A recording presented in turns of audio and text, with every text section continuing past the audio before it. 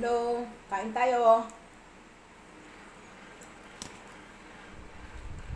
Kain ng hapunan. Ito yung aming ulam. Tilapia prito na naman. Tsaka ensaladang labanos uli. Tsaka ito, itlog na maalat. Galing pa to sa Malolos. Masarap yung itlog sa Malolos kasi hindi masyado maalat.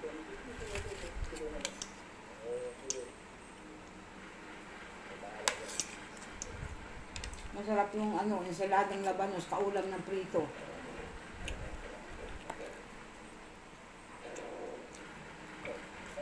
Kain. Hindi na ako nakakapag-video eh.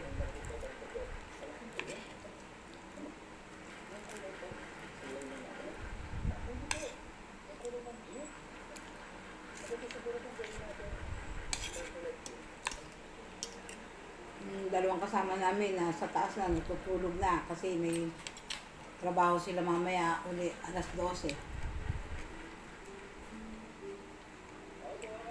Kaming dalawa lang ni Lester ang kumakain. Malalaki yung tilapiyang nabili ni Lester kanina. Kaya lang pinutol-putol namin para hindi mahirap iprito.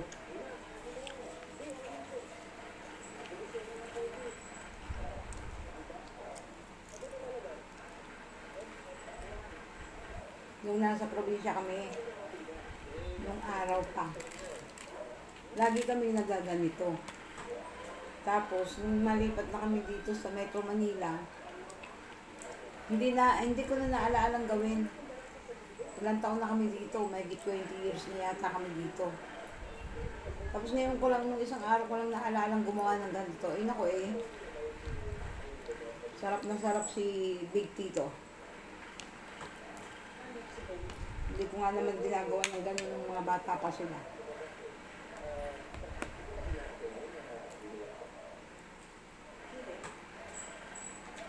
Ito yung Lester, yung sa Laguna, wala rin. Hindi rin kayo nakagagawa ng ganyan. Nagagawa si Lola pero di ako nakain. Hindi ko alam na masarap pala. Nalimot ko yung ilang taon ko hindi ginawa yan. Simula nang lumipat kami dito sa Valenzuela.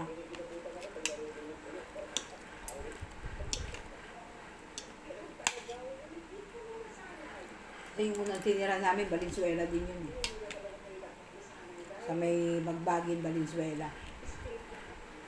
Tapos ngayon nandito na kami.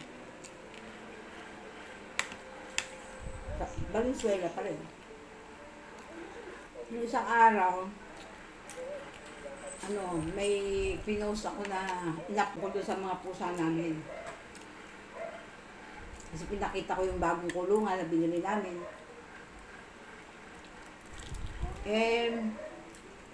May nag-comment, pero alam ko wala naman sa kanya, hindi naman masama yung niya. Kasi akala niya siguro, kinukulong namin palagi yung pusa. Hindi, sa totoo lang, kaya namin naibili ng kulungan. Kasi nga paggabi, ang nilikot nila, pag magtutulog na kami, kung ano-ano na sisira nila. Takbuhan ng takbuhan, naghahabulan. Kasi mga pa yun yung mga bata-bata pa ng mga pusa. Ngayon, naisipan namin ikulong sila sa gabi. Kasi nga, yung mga wire ng charger ni Karen, yung mga earphone ni Lester, ni Karen, masisira nila pag tulog kami. Siyempre, hindi mo naman nababantayan. Okay lang sana yun, ganon. Ang problema, yung wire ng electric pa namin, ginangat-ngat nila. Kaya iniisip ko baka makuryente. At saka, isang araw, nabasag yung isang base na ang tagal-tagal na. Siyempre, wala kang magagawa din. Hayop yun. Hindi nila alam yun. Kami yun na nga, naisip ko na, mabuti ko sa gabi, ito na. O di pag simula nung doon na sila natutulog, nakakatuwang tingnan, hindi mo man lang sila nakita na wala, titingin-tingin lang doon sa kanilang palibot. Tapos nakita ko, tulog na sila lahat, pare-pareho. Tapos tanghali na gumigising. Mabait pag nakakulong. Ang babait nila pag nakakulong. Pag umaga, siyempre aalpasan mo na yun.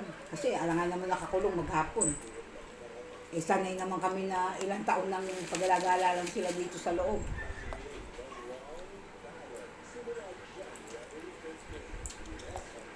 Pero okay lang naman na ano, akala ko nag-comment, ikukulong namin ng forever.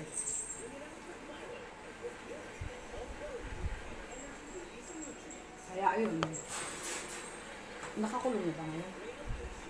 Mamaya pa sila ikukulong pag matutulog na. O, tapos na kaming kumain.